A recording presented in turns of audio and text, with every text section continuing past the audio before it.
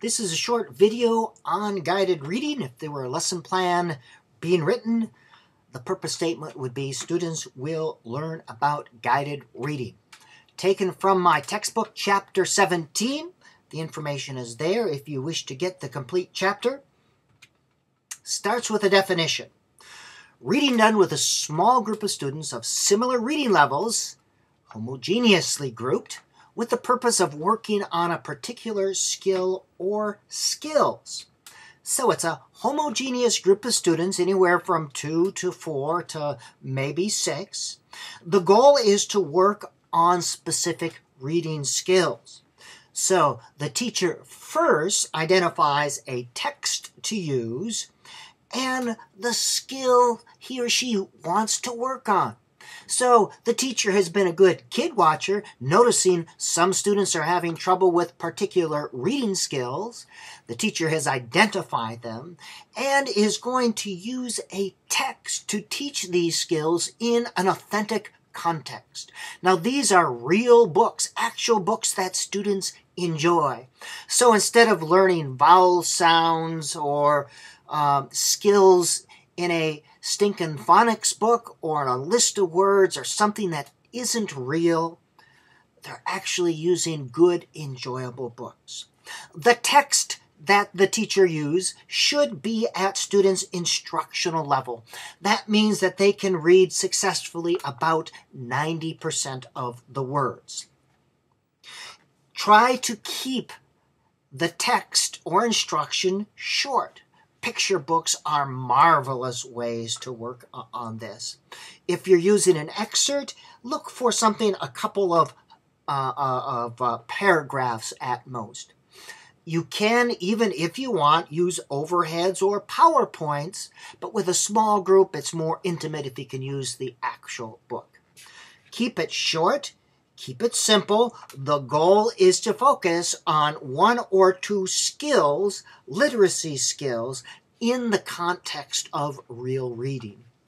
As such, also, you'll be doing a lot of cognitive modeling. That means thinking out loud so that they can hear your thought process. I didn't really understand that sentence. I think I should read it again and then check to see if I understand what I've read. Right? That's cognitive modeling. You are thinking out loud.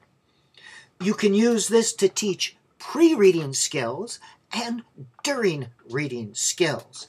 And I'll show you examples of each. These are some pre-reading skills that you could use with expository texts. These are all in chapter 17. You can pause the video if you want to look. Pre-reading skills with expository texts, and again, expository informational text. Pre-reading skills with narrative text that you can use or teach. Pre-reading with narrative. And here is the real heart of it. This is what you want to focus on. As you are reading, you can teach children about context clues, how to use morphemic analysis, word analysis. Ask a friend if you don't. These are all word recognition skills. All right? Chapter 4 of my book goes over this. But this is the real heart of the kinds of skills you'll be teaching. Comprehension skills as well. And thinking strategies. These are all found in the text. These are types of graphic organizers. When you can compare the two, but shared reading and guided reading, the similarities are students read the same story, both types of texts. Younger children use picture books. Older students can use a variety of other materials. Social interaction is an important part of it, talking in pairs or in large group. And neither of them should be the sole means of reading instruction. Shared, the whole class reads the same text, where guided reading, to teach and reinforce skill, it's a small, flexible group. The goal is to interact with ideas in shared reading. With here, the goal is to work on word identification, comprehension, and thinking skills. You can involve word identification and comprehension skills here, but it should be implicit. It's not the goal. Can involve some amount of silent reading, should involve silent reading. Interact with the ideas first, teach skills second. Guided reading, you teach skills first, interact with the ideas second. So shared reading, think of ideas. Guided reading, think of skills. Reading material is at or beyond students' instructional level. Some of the students, since this will be a heterogeneous group, students of all ability levels, the reading material will be beyond them. Guided reading, the reading material should be at their reading level.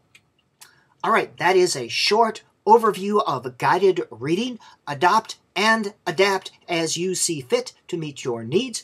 This can be used with emergent readers, I would say even up to high school readers who are having problems. It is more of a strategy for remediation.